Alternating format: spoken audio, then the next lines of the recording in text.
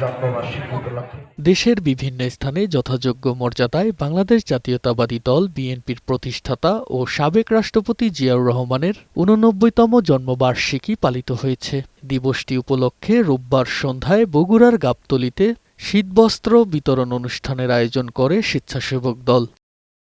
এতে অংশ নিয়ে দলের সিনিয়র যুগ্ম মহাসচিব রুহুল কবির রিজভী বলেন, জিয়াউর রহমান ছিলেন সততার দৃষ্টান্ত। বিধ্বস্ত একটি দেশকে গড়ে তুলেছিলেন তিনি। তার স্বাধীনতার ঘোষণা, জেট ফোর্সের কমান্ডার, দেশমাতৃকার মুক্তির জন্য তার যে প্রাণের আকুলতা, সবই বিবেচনা নিয়েই আমরা বক্তৃতা করি। আরো এত কিছু দৃষ্টান্ত, এত কিছু বৈশিষ্ট্য থাকতে পারে একটা মানুষের মধ্যে। চট্টগ্রামের পটিয়াই উপজেলায় বিএনপির অঙ্গ সংগঠনের আয়োজনে আলোচনা সভা ও দোয়া মাহফিল অনুষ্ঠিত হয়।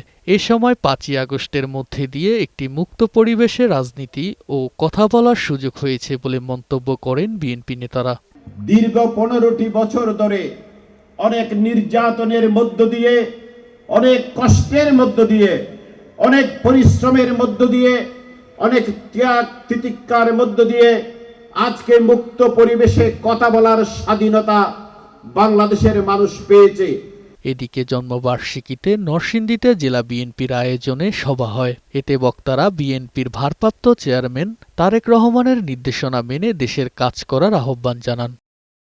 তুষার আহমেদ, বৈশাখী সংবাদ।